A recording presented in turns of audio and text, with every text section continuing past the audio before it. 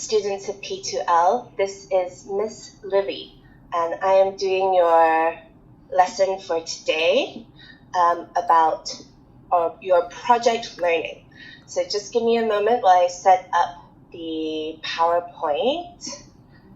Okay, so far this year we have been covering things that make us healthy, eating good food, doing lots of really excellent exercise, things like that. But this exercises our body, and we're giving our body good nutrients. Now we're going to think about how to exercise our mind, how to develop other skills like our creativity, our communication skills. And for children, one way to improve those things is through toys. So the P2 project learning for 2019 to 2020 is healthy toys and games. Now this is the project theme for term 1 and term 2. So Miss Lily is going to quickly go over what that will look like first. In term 1, your task is to research and design a game or toy. Then you will make a pamphlet about your toy. After you make a pamphlet, you will present your toy or game to the class using the pamphlet you've made. In term 2, you will actually make your toy or game. As you make your toy, you will document the process of making your toy. Take pictures, write notes about things like, did you make any changes or improvements to your original design? What was easy or difficult about making your toy or game? For what challenges did you face? And what materials did you use? Did you reuse materials? Did you use plastic? Things like this. After you make your game and document it, you'll present how you made your game to the class. So, term 1, your project learning percentage breakdown. This is important. Implementation. This is worth 30%. This is focusing on your research and design, the mind map you used, the survey you made, the different resources you used when you were writing about your project. Miss Lily will go into these elements more later. Then your written report is worth 40%. This is when you make a pamphlet about your toy. You will be given a guideline to show you what is expected to be part of your pamphlet. And lastly, an oral presentation, when you present your toy to the class using the pamphlet. This is worth 30% and will be assessed by your drama teacher in your drama lessons. Now, this is the first part of the learning guideline. This will be sent via the intranet for you, but Miss Lily is going to go over the different elements so that you understand what they mean and what you are required to do for the whole project. Then I will talk to you about your first step, and that will be your homework for today. So as you can see, the theme is healthy toys and games. Topic. Choose a toy or game to be the central theme of your project and describe how this toy or game is played. Each student needs to write about 30 words on why he or she chooses the toy for his or her project learning. So there are 2 key parts here. You must be able to describe how the game is played and why you chose this game. Why is this a healthy toy or game? How does it help students and children learn, develop, and grow? Okay? Next part, your mind map. This is what you will use to brainstorm ideas about your toy. What you already know about the toy, what could be better about the toy, different ways you could change the toy to make it more interesting. Miss Lily will show you an example later on. After finishing the first draft of the mind map, you will draw the final version. It does not need to be on A4 paper. this is wrong, it can just be part of your final pamphlet, okay? Now, hold on just a moment. So the following guideing questions can be used to help you create the study content. So survey questions, this is part of your research. First, you have to define what it means to be healthy. How is your game a healthy toy? What does that mean to you? You can then ask people if they agree with your definition of healthy, yes or no. Next, then you'll have 3 questions, or you can make your own questions, where you ask the people about your toy. You might ask, who would benefit most from playing this toy? Where should we play this toy, inside or outside? Do you think this toy is safe to play? Do you think the toy is for a specific age group? Maybe little kids shouldn't play a particular toy because the pieces are too small. Things like that. Okay, this just goes over the skills that are involved in the project that we're looking for when we are assessing your implementation and your pamphlet. So we want you to collect information from different sources. This means from different places, not just from the survey, not just from the library, not just from the internet. We want you to use more than one. You can see the library, you can find books. The internet, there are 2 websites that are suggested. You can use any websites that are useful. The people you interview as part of your survey, and brochures. This is another word for pamphlets. This can give you an idea of what your pamphlet should look like. It needs to have pictures, it needs to be very clear, and it needs to be very neat and understandable. So other things you'll do as part of this project, maybe visit the library, use your reading skills, sort and organize information. This is really important. Miss Lily and the other teachers don't want all the information you find. We want to know the important information about your toy, okay? Using your interview skills when you're doing the survey, making a pamphlet, and of course, applying your presentation skills. So that was the general overview of what is involved in your project learning for this term. Now we're going to move on to the rough draft. So this is page 1, and you will use this page to make a rough draft of your pamphlet cover page. It must have your name, class, a drawing, and a title. Okay? Again, it must have your name, class, a drawing, and a title.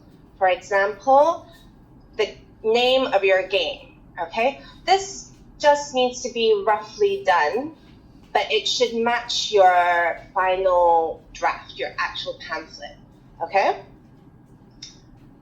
Page 2. This is the page you can use to make your first mind map. The mind map is when you put all of your ideas and questions and things you know about your toy down on paper. This is for your rough draft. When you make your pamphlet, you should include a final neater draft.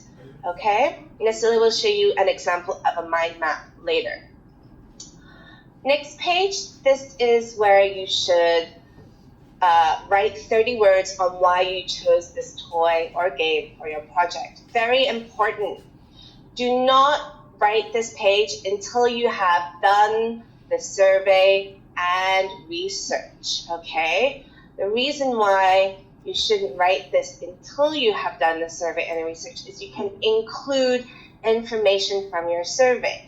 For example, you could say 8 out of 10 people thought this game would be very good for developing your creativity, or 7 out of 10 people thought this game was safe to play. Something like that, okay?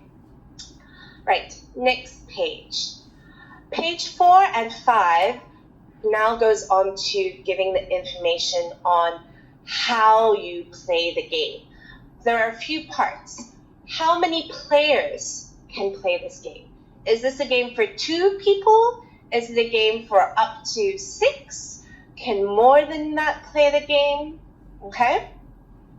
How many pieces are involved in your game? This is from Monopoly, and you can see it has cards and houses and tokens and dice. Don't forget, you are going to have to make this game in term 2. So, do you want to have more pieces and a more complicated game? Or do you want to have a simpler game with fewer pieces? Will it be a card game or a board game? You need to think about this now. On top of that, you have to think how to play this game. Here we have 2 examples. First, the player throws the dice. Second, move the token to the number of spaces indicated by the dice. You don't need to use these. This is just to give you an idea of how to outline your game steps. You can use this space on the paper to do your rough draft, or you can staple your own piece of paper with your instructions in if this is not enough space. And of course, you must tell us how you can win the game. For example, the player with the greatest assets in cash, houses, hotels, and lands win. Or the last player standing wins. Okay, so to recap, how to play the game, the rules. How many players, how many pieces, how to play, and how to win. You can write on these pages, or you can write on a separate piece of paper your rough draft and staple it together.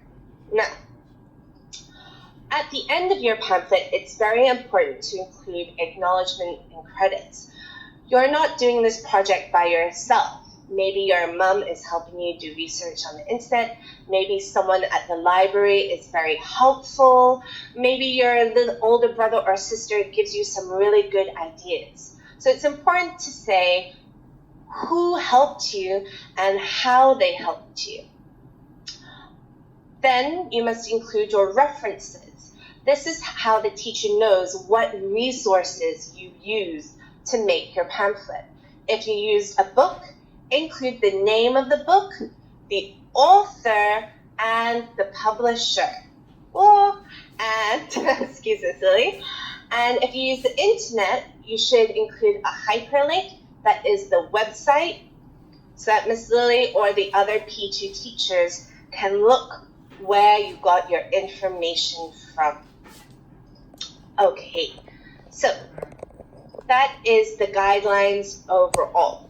Your final pamphlet, using your rough draft from the guidelines, must include a cover page, a mind map, an introduction. This is why you chose your game. How is your game healthy? Rules. How do you play your game? Credits. Who helped you? And references. What books or websites did you use when doing your research?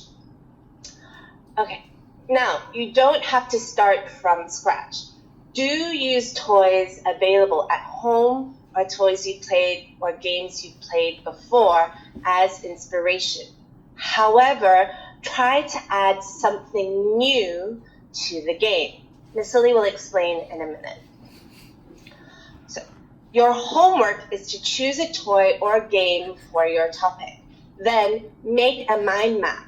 What do you like or what is good about the toy game? What could be better? How can you change it? This piece of homework is due Wednesday, the 20th of November. Things to consider. How is your game healthy? What skills does it help you practice? Is it a creative game, like Pictionary? Is it a strategy game, like Connect 4, where you have to beat another person by thinking ahead? Is it a memory game, like these picture cards?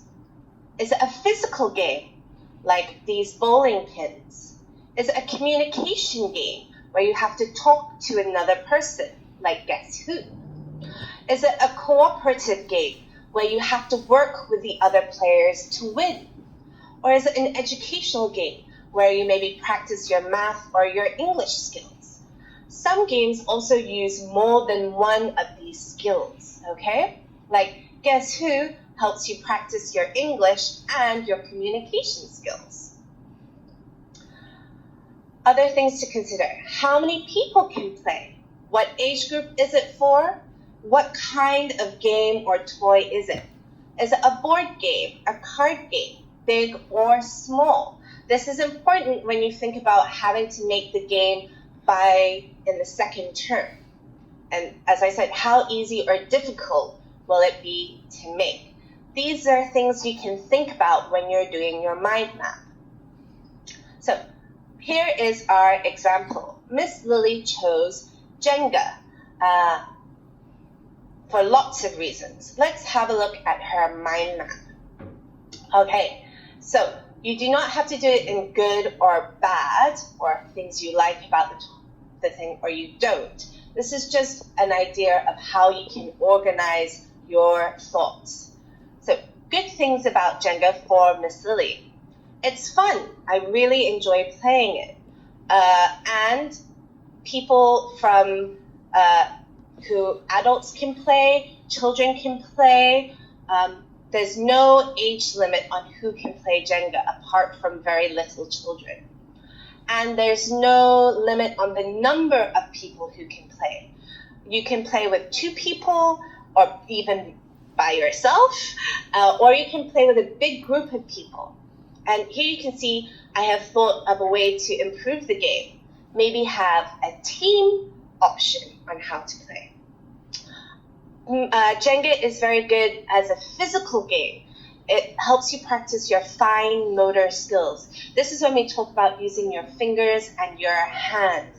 It's not your whole body that is moving, but you have to be very careful with how you use your fingers and your hands to not topple the Jenga tower. It's also a good strategy game. You have to think, which block can I take that will not make it fall over? How can which is the safe block to take? And that also leads to construction. You're learning about building, what makes things unstable, okay? So these are all the good parts of Jenga. However, I think Jenga has some things that could be improved. It's not educational. So one way to change Jenga would be to make math Jenga. Here you have some equations on the blocks. When you pull a block out, you have to answer the equation.